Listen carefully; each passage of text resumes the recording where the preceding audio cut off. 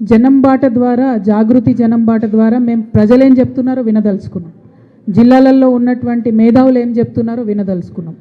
మేము కొత్తగా చెప్పేదేం లేదు, మేము నేర్చుకోదలుచుకున్నాం, మేము వినదలుచుకున్నాం.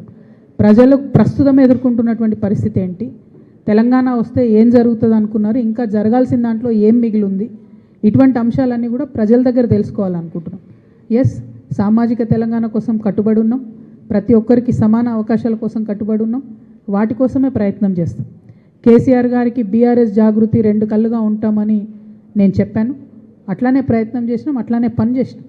ఎప్పుడైనా కూడా కేసీఆర్ గారికి మచ్చ రాకుండా ఉండాలనే ప్రయత్నమే మేము చేసినాం. కాకపోతే జరిగినటువంటి సంఘటనలు నాకంటే ఎక్కువ మీ అందరికీ తెలుసు. ఎప్పుడైతే బీఆర్ఎస్ పార్టీ నుండి నేను సస్పెండ్ అయ్యానో, ఎప్పుడైతే నేను బీఆర్ఎస్ పార్టీలో ప్రాథమిక సభ్యురాలుగా లేనో, కేసీఆర్ గారు తెలంగాణ మొత్తానికి పార్టీలకు అతీతంగా నాయకుడు అయినప్పటికీ వారి ఫోటోను పెట్టుకొని నేను వెళ్తే డెఫినెట్గా ఎందుకు ఇంకా కేసీఆర్ ఫోటో పెట్టుకుంటున్నారని బీఆర్ఎస్ పార్టీ సోషల్ మీడియానే ట్రోల్ చేస్తారు.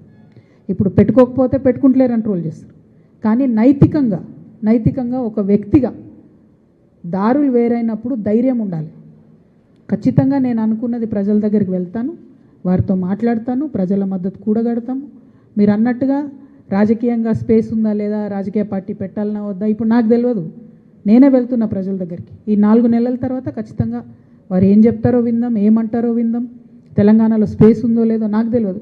నేను ఇందాక చెప్పినట్టు ప్రజలే పెద్ద గురువులు అందరికీ, వారి దగ్గరికే వెళ్ళదలుచుకున్నాం, వారితోనే మాట్లాడదలుచుకున్నాం. అందుకే ప్రతి జిల్లా రెండు రోజులు పెట్టుకున్నాం. 2 రోజుల్లో అనేక మందిని కలిసేటటువంటి ఆస్కారం ఉంటుంది, ఎవ్రీ క్రాస్ సెక్షన్ కలిసేటటువంటి ఆస్కారం ఉంటుంది. కాబట్టి ఈ ప్రయత్నం చేస్తూ ఉన్నాం. ఈ ప్రయత్నంలో ప్రతి జిల్లాలో మీడియా మిత్రులను కూడా కలుస్తాం. సో వారి దగ్గర నుంచి అందరికన్నా ఎక్కువ ఇన్పుట్స్ ఉంటాయి, అన్ని సెక్షన్స్తో మాట్లాడుతూ ఉంటారు. కాబట్టి కలవనటువంటి వారే ఉండరు, అందరినీ కలుస్తాం. ఒక సమగ్రమైనటువంటి అండర్స్టాండింగ్ ఆఫ్ తెలంగాణ కోసమే ఈ యాత్ర చేపడతా ఉన్నాం.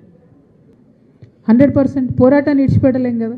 అధ్యయనం జరుగుతుంటుంది ఓ పక్క, కానీ పోరాటాన్ని వదిలేదే లేదు. గ్రూప్ 1 కూడా ఇవాళ కూడా మేము లాయర్లను పెట్టుకొని రెడీగా ఉన్నాం, అది మళ్ళీ పోస్ట్పోన్ అయింది.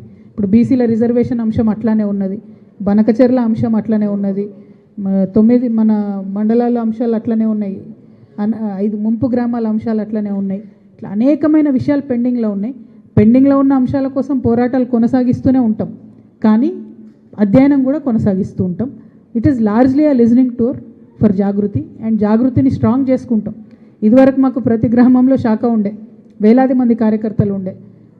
ఒకప్పుడు సార్ చెప్పినని కొంచెం ఆపినాం ప్రోగ్రామ్స్, మళ్ళీ రివైవ్ చేసుకుంటాం. మా పాత కార్యకర్తలందరినీ కూడా కలుస్తాం, కొత్త వాళ్ళని కూడా చేర్చుకుంటాం, కొత్త వాళ్ళతో కూడా మాట్లాడతాం, సంస్థను పటిష్టం చేసుకుంటాం, తెలంగాణ వ్యాప్తంగా పర్యటన చేస్తాం. Thank you. చాలాసార్లు చెప్పినాం అమ్మ, ప్రెస్ కాన్ఫరెన్స్లో కూడా చెప్పినాం, మేము ఫుల్ హోషో ఆవాజ్లో రిజైన్ చేసినాం, యాక్సెప్ట్ చేయండి అని మళ్ళీ కూడా కోరుతున్నాం. మాకు ఎమ్మెల్సీతో పని లేదు, అవసరం లేదు. పార్టీ వద్దనుకున్నాక మాకు పదవి చిన్న ముచ్చట, పార్టీయే మెయిన్. పార్టీయే వద్దన్నాక పదవి అనేది చాలా చిన్న ముచ్చట. సో అందులో కాంగ్రెస్ పార్టీ రాజకీయం ఏందో నాకేం తెలియదు, వాళ్ళకి ఎందుకు ఇబ్బంది అవుతుందో నా రాజీనామా యాక్సెప్ట్ చేయాల్సి నాకు తెలియదు. నాకు చేస్తే ఎవరైతే పార్టీ మారిన ఎమ్మెల్యేలు ఉన్నారు కదా, మరి వాళ్ళందరూ చేయాల్సి వస్తుందని ఆగుతున్నారా ఏందో, వాళ్ళ గోల్ ఏందో నాకు తెలియదు. నాకైతే పదవి మీద వ్యామోహం లేదు.